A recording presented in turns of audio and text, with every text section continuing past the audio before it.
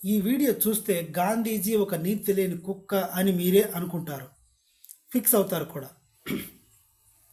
ఒక చెంప మీద కొడితే ఇంకో చెంప చూపించండి అని చెప్పాడు.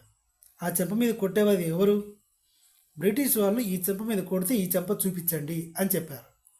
అలా చూపిస్తే వాళ్ళు ఈ చెంప మీద కూడా కొడుతున్నారు. వాళ్ళు కొడుతుంటే మనం కొట్టించుకుంటుంటే గాంధీజీ మాత్రం బ్రిటిష్ సెక్యూరిటీతో హాయిగా ఓ చోట కూర్చొని ఉంటారు. హిందూ ఆడపిల్లని మానభంగం చేస్తుంటే చేయించుకో అన్నాడు. దానికి అర్థం అదే కదా. ఒక చెంప చూపిస్తే ఇంకో చెంప చూపించుకో అన్నప్పుడు ఒకసారి మానభంగం చేస్తే మరోసారి కూడా చేపించుకోండి అనే కదా దానికి అర్థం. ఆ నీచుడు, ఆ వెధవ చెప్పిన లాజిక్ అదే. ఎదురు తిరగండి అని ఏ రోజు గాంధీజీ చెప్పలేదు. హిందువుల పట్ల ఏమాత్రం గౌరవం లేని వ్యక్తి గాంధీజీ. గాంధీజీ ఏ రోజు ఏ గుడిలో జై శ్రీరామ్ అని చెప్పలేదు.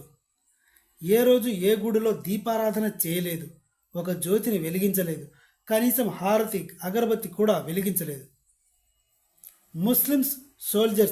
ముస్లిం సోల్జర్స్ని బ్రిటిష్ సైన్యంలో పెట్టించి బ్రిటిష్ సైన్యంతో పాటు ట్రైనింగ్ ఇప్పించి హిందువుల మీద దాడులు జరుగుతుంటే కూడా సైలెంట్గా ఉన్నాడు గాంధీజీ.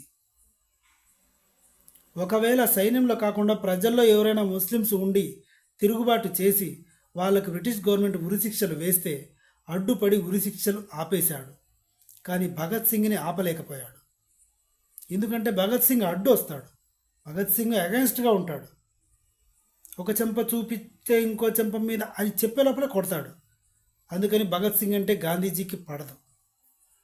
ఇలా చాలామంది అగ్రెసివ్గా ఉండే లీడర్స్ని గాంధీజీ తన పలుకుబడితో తొక్కేశాడు.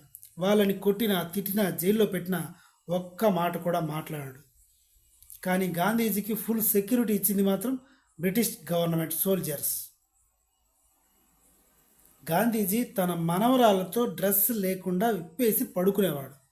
అదేంటి అంటే, నా నిగ్రహాన్ని నేను కంట్రోల్ చేసుకోగలనో లేదో టెస్ట్ చేసుకుంటున్నాను అని చెప్పేవాడు. ఇందులో ఇంకా లోతుగా నిజాలున్నాయి, అది నెక్స్ట్ వీడియోలో చెప్తాను. ఇలాంటి దరిద్రాలు చూసిన గాడ్సే గారు పిస్తల్తో కాల్చేశారు. ఒకేసారి కాల్చలేదు. అంతకుముందు చాలా విఫల ప్రయత్నాలు చేశాడు. చాలాసార్లు గాంధీజీ దొరకలేదు. దొరికిందే తడవుగా లేపేశాడు.